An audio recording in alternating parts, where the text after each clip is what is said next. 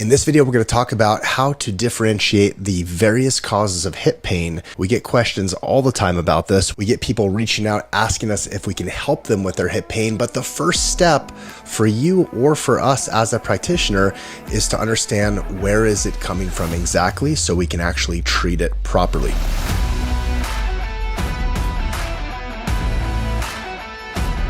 My name is Dr. Todd Pickman. I'm the clinic director of Gonstead Spine and Wellness here in Meridian, Idaho. Let's dive into it. So for differentiating hip pain, and I put hip pain in parentheses because some patients point and they say, I have hip pain, but then when they actually point, they're pointing at their lower back or in a muscle or in the sacroiliac joint or somewhere else that's not actually the true anatomical hip. So first you got to define hip pain to begin with, the location and the tissue responsible. Again, all of these things are just so that you get a better understanding yourself so you can get to the bottom of your problem once and for all. If you understand these conditions, you will be a better participant in the process of allowing your body to heal. If you don't know, then unfortunately, you're kind of like held hostage to taking someone else's word for it. Knowledge is truly power. That's why we strongly believe in empowering our patients with knowledge on how the body works, on how your body works. So is it in the FAJ, the Femoro-acetabular Joint? That's the ball and socket joint that your femur or your leg bone fits into the socket inside of the acetabulum in your pelvis. That's the hip, ball and socket joint. That's the proper hip. Or is it a muscular issue? Meaning you've probably heard of like tight hip flexors, those are the muscles in the front of the hip, or deep external rotators. You've probably watched YouTube videos before of people going through and trying to dig into the piriformis muscle because they say low back pain and sciatica and hip pain comes from the piriformis muscle. You've probably heard of this before. There's little pieces of truth in all of this, but it's applying these truths to your specific condition. That's what's important. Is it SIJ in origin? What does SIJ stand for? It stands for Sacroiliac Joint. We'll talk about all these things in detail.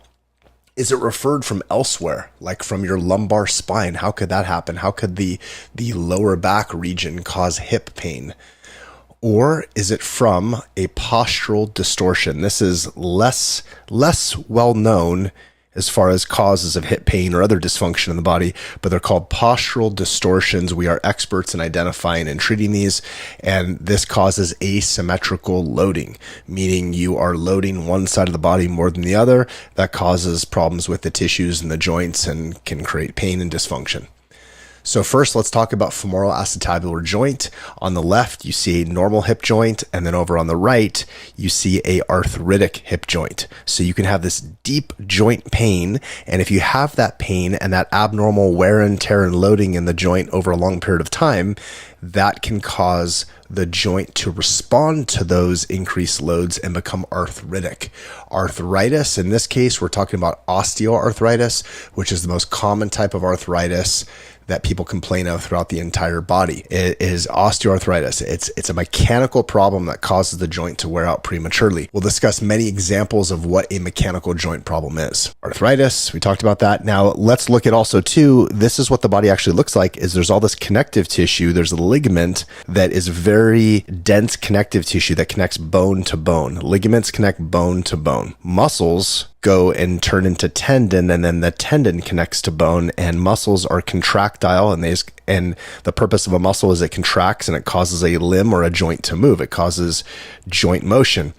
A ligament causes joint stability. That's the purpose of a ligament. And you have muscles and ligaments all over the place, and muscles connect tendons, connect to bones. There's something called a labrum. Probably heard of this before. That could be a deep type of hip pain inside of that hip joint. That's the inner surface of the acetabulum. The labrum can have a problem.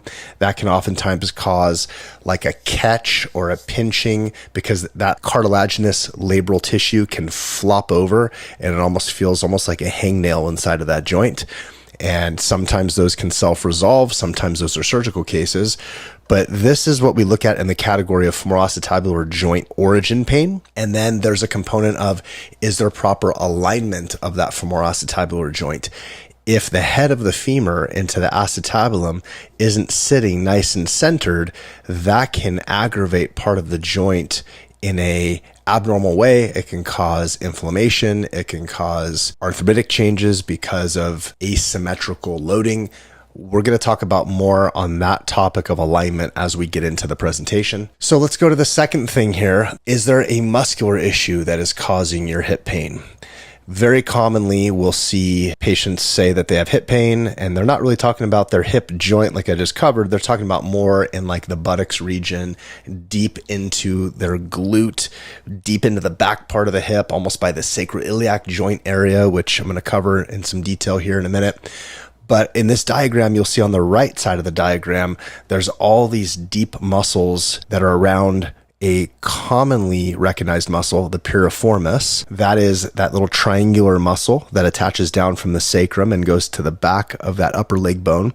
And these are external rotators. So they cause the leg to externally rotate outwards, but they also cause the leg to extend. So like when you walk and you propel yourself forward, your femur, your upper leg bone, bends back behind you. That's hip extension.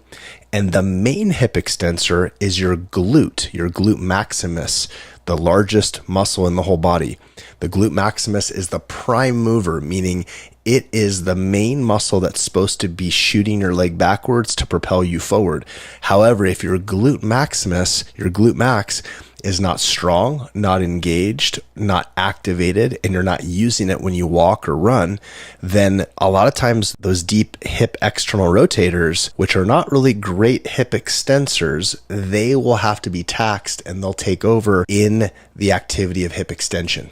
So the glute max is not doing its job, and all these little deep external hip rotators, they start to take over and they get very tired and fatigued and painful. And then when someone says, oh, I have this deep hip pain, and someone identifies it's coming from your piriformis muscle and all these deep hip external rotators, their solution oftentimes is dig in that area with a foam roller and a double lacrosse ball and just dig until the cows come home. Well, that might be the thing that initially gets you out of pain. But if you understand this relationship, you'll see that the prime mover is not doing its job. And that's why all these overactive synergists, meaning they do a similar joint action, the hip extension, but they are not the prime muscle that's supposed to be delivering that action, so they fatigue and wear out prematurely. So the way to fix this is you have to activate the glutes properly. That's getting to the root cause of this. That's one of the solutions, is glute activation. We go to the front of the hip now. This is another muscular component that patients can talk about hip pain, and they point to the front of the hip, but they actually point kind of to the upper thigh area, and that is what is called the hip flexor region. And so on the left of the screen, we have some of those deeper muscles that attach at the lumbar spine, on the inside of the pelvic bone. Those are the hip flexors, like the iliopsoas and the iliacus. Those are very deep. Maybe sometimes you'll see videos where people were digging into the abdomen trying to work on that. That can be caused from overactivity or even weakness of those muscles, or abnormal postures for prolonged periods, such as sitting throughout the day. When you sit and your leg is up at a 90-degree angle compared to your torso, like I'm sitting right now, but you can't see my legs under the table, that will put those muscles in a shortened position. And that whole issue there is called adaptive shortening. If they're in a shortened position for prolonged periods, those muscles have a tendency to stay short. And then when you get up and walk and move around, it puts a stretch on them and can create pain. You have pain in that area. Another issue, though, in those hip flexors is that they can be weak. So believe it or not, when muscles become weak, they tighten as a compensatory mechanism to try to create some force going through the muscle in stiffness and tightness, because they lack strength. So one of the solutions is strengthening the muscles, not always just trying to stretch them and elongate them and tone them down. So in this case, in this diagram, we're showing some hip flexors that again originate in the spine, in the pelvis. And then as we go lower down, we'll see like the rectus femoris and the sartorius. Those are ones that actually cross the hip joint. those muscles can create pain as well, because those muscles are also categorized as a hip flexor. So it falls into the category of everything that I was just explaining, that whole mechanism of sitting or being weak in that ability to bring the knee up towards the chest. And then there's something called lower crossed syndrome. This ties into what I'm talking about with tight hip flexors. This is this crisscross pattern of having weak abdominals and weak glutes. And then if you flip that crisscross almost like it's an X, then you have tight hypertonic lower back musculature, and then you have tight hypertonic hip flexors. This pattern is a pattern that can happen with abnormal positions, inactivity patterns as far as not working the muscles in a functional manner, whether you're very active in a workout routine or you don't work out at all. It falls on both crowds. Some of our patients that have this are athletes and they work out in the gym, and some are couch potatoes and they also have this problem. So it's not just about, are you strong and do you exercise, but do you have good tone and balance and activation of the muscles? So lower cross syndrome can also be one of those things that ties into hip pain. It's important to understand. And then this concept of joint centration. Okay, now this rounds out everything that we're talking about and kind of ties back into actual ball and socket hip pain. What centers that ball in the socket? And it's the muscles in the front of the thigh, the hip flexors, and the muscles in the back, which are the hip extensors, like the glute maximus and those deep external rotators. If there's a good balance between the muscles in the front and the back, the hip sits right in the center of the joint. In the diagram, you can see that circular white ball, that is the head of the femur. It can shift forward. So like on the right side, it says hip is decentrated.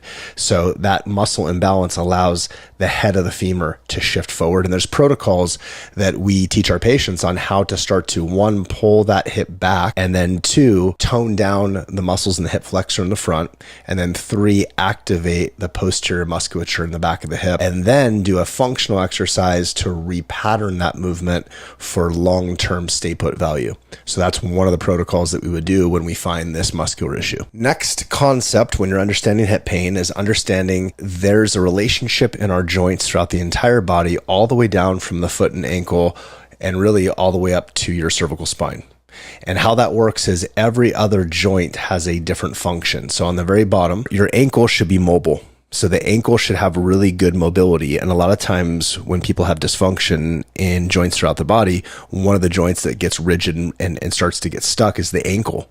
So the ankle should be mobile in a good functioning human. And then you go up to the next joint, which is the knee.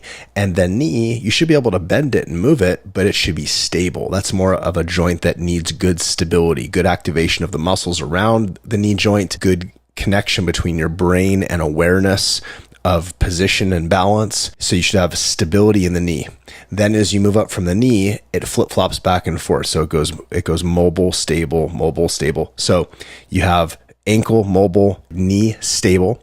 Then you have hip should be mobile.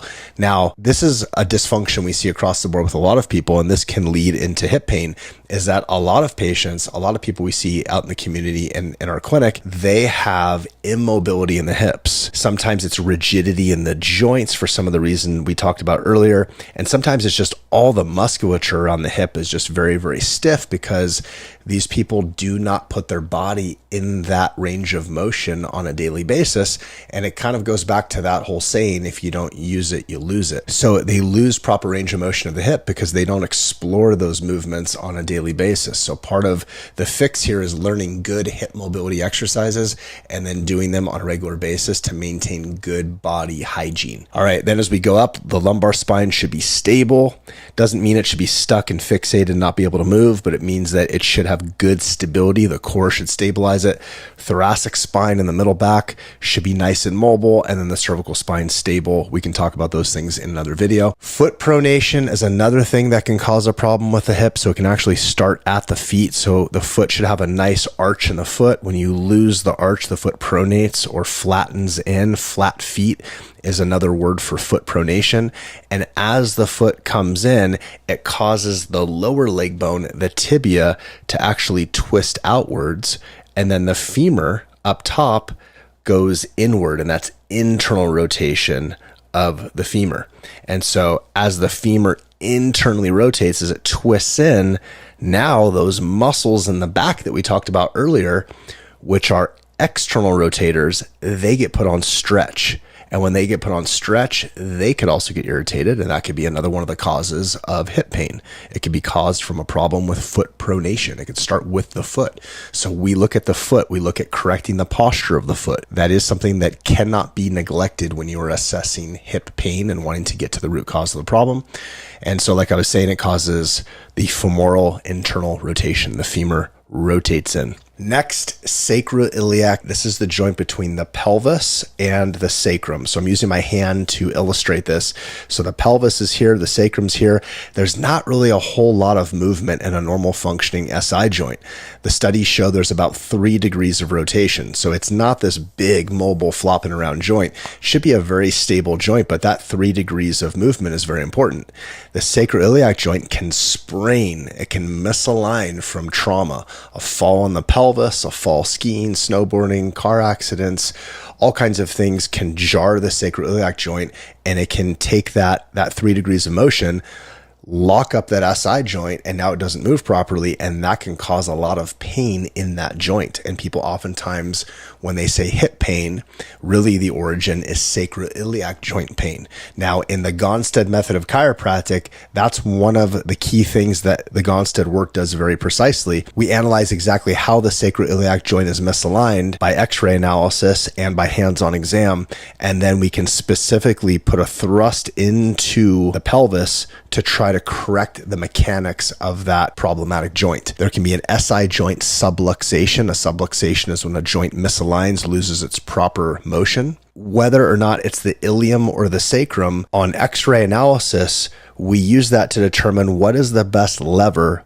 to fix that sacroiliac joint. So I talked about the pelvis and the sacrum. The pelvis can shift, and that could be the best lever to make the correction. We need x-ray to figure that out.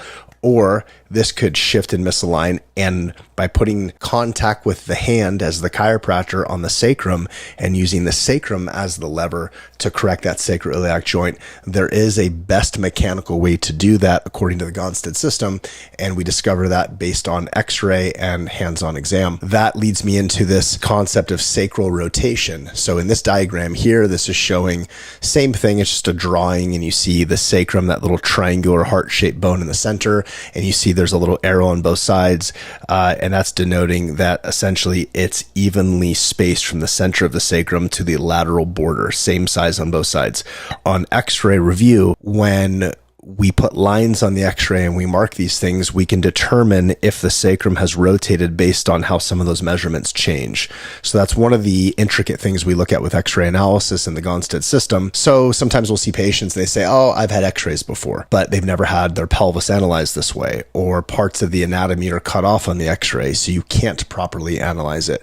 So a full spine Gonstead x-ray has very specific markers that have to be identified, parts of the anatomy that have to be included, has to be shot a certain way to make it valid. The sacrum itself can rotate. And then another thing that can cause lower back pain, not necessarily hip pain out to the side, but I've seen patients that have a hip pain complaint, and the problem is actually a segment in the sacrum. So that triangular bone, which is thought to be a solid fused bone in most adults, well, in a certain percentage of the population, all those sacral segments that start as individual segments as a kid, and they typically start to grow and fuse together as an adult. In some cases, in adults, they're not fully fused. And so those sacral segments can misalign with trauma, a fall on the tailbone, traumas of many sorts that involve lower back types of lifting and shifting and severe lower back and hip pain. It could be from a sacral segment. That's probably one of the most common things we see when someone's been to multiple doctors, multiple chiropractors, and they just can't find a solution to their lower back pain.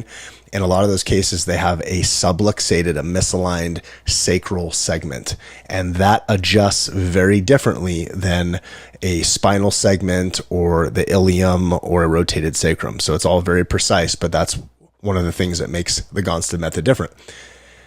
And so in this case, it's showing that that sacrum is rotated. So that rotation there with those arrows, you can see it's rotated. Okay, leg length inequality. This is another component that needs to be looked at. I can't tell you how many people we see that come in that have a hip problem or a low back problem, and we take an x-ray and we measure right across the femur heads to see if there's a difference in leg length. This x-ray up here, you can see it says a 5.8 millimeter drop on the right side. We're looking at this x-ray as if we're standing behind the patient. So right is on the right, left's on the left. And it's about a 6 millimeter drop if we round up. That's where it starts to become significant, because as that leg length difference changes, it drops, it changes how the sacrum or the tailbone sits, it changes how the spine compensates. And so it's a very important thing to understand. And the pelvis itself can slightly misalign, and that can sometimes contribute to that leg length difference.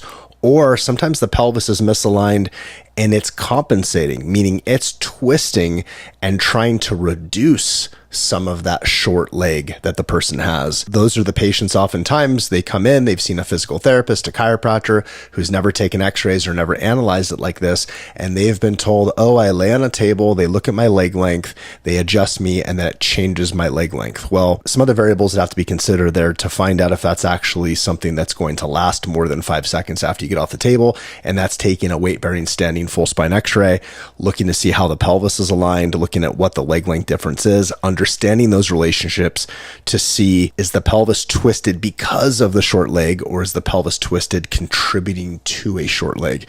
In some of these cases, a lot of them, we have to put a lift inside of the person's shoe to help level their pelvis. This is a larger leg length inequality here. You see it's 13.4 millimeters. If you looked up higher in the spine, you'd see that the sacrum has dropped quite a bit on the right side as well, and then the spine would start to deviate off to the right side. And then this one's even bigger. This is almost a 21 millimeter short leg on the right side where it's really dropped.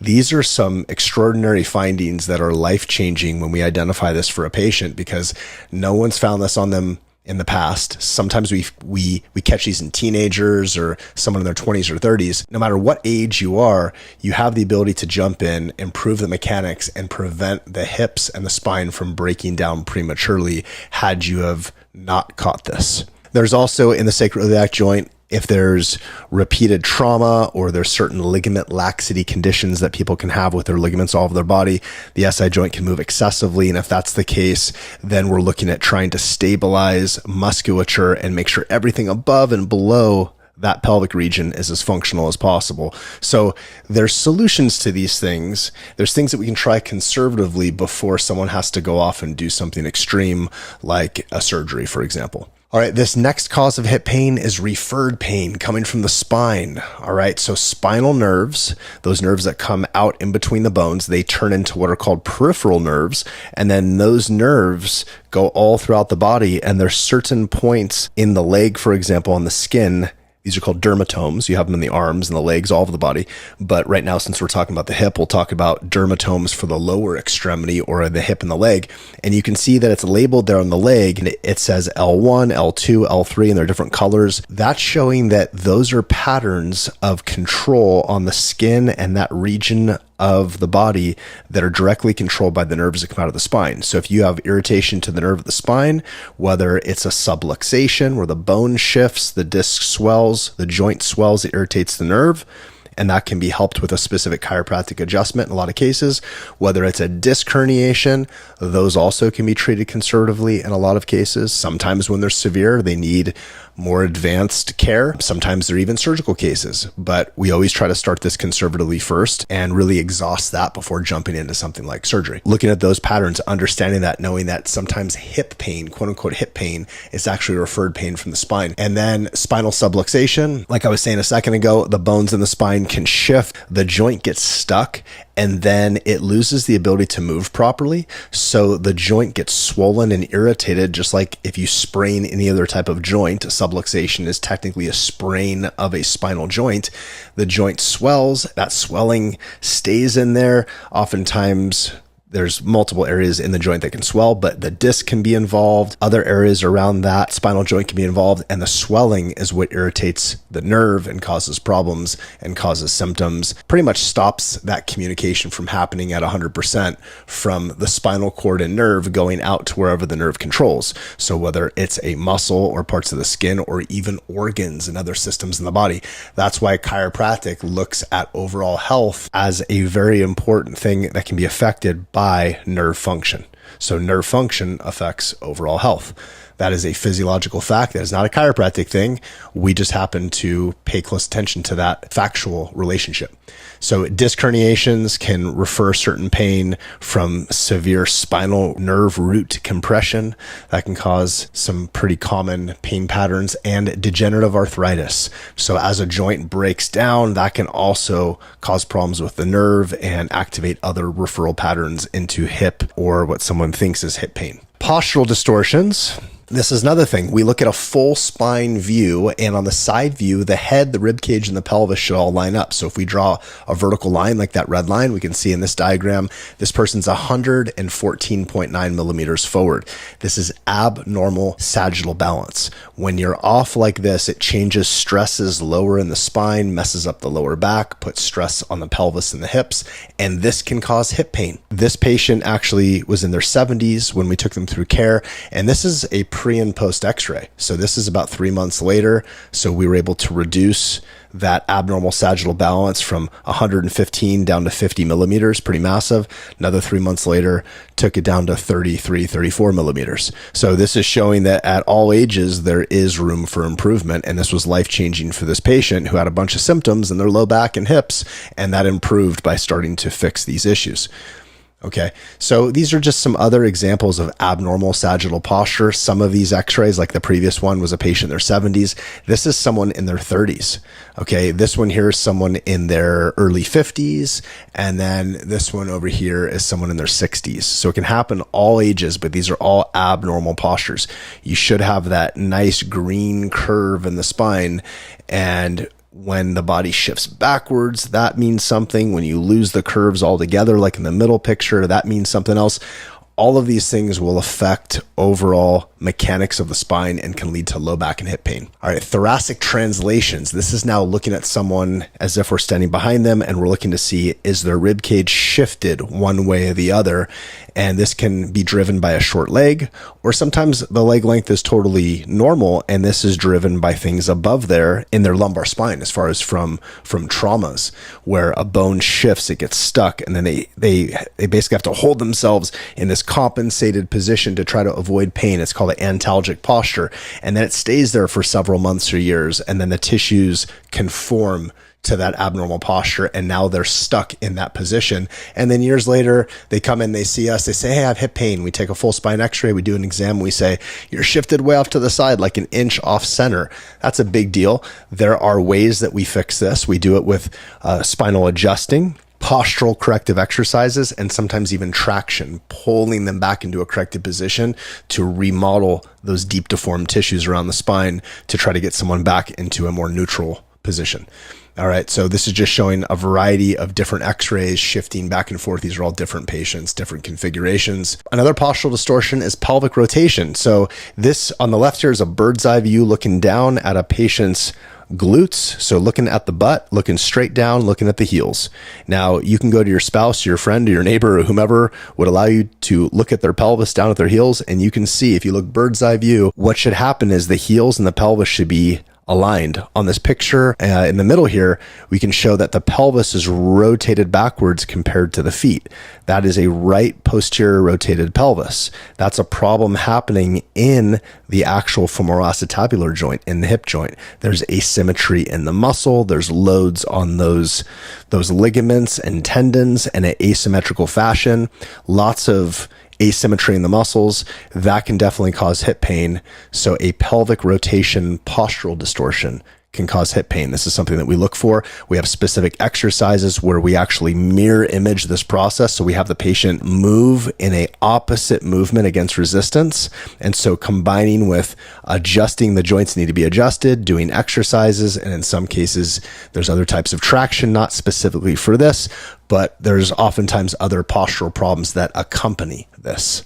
Okay, so there you have it. That is a breakdown of the different causes of hip pain. We covered almost everything out there. There's probably a couple others that I didn't cover, but if you have any sort of hip pain, or you know anyone that has hip pain, or if anything that you watched in these slides intrigues you as far as just wanting to get a full comprehensive spine workup, you can reach out to us. Our clinic's Gonstead Spine and Wellness. Our contact information will be below.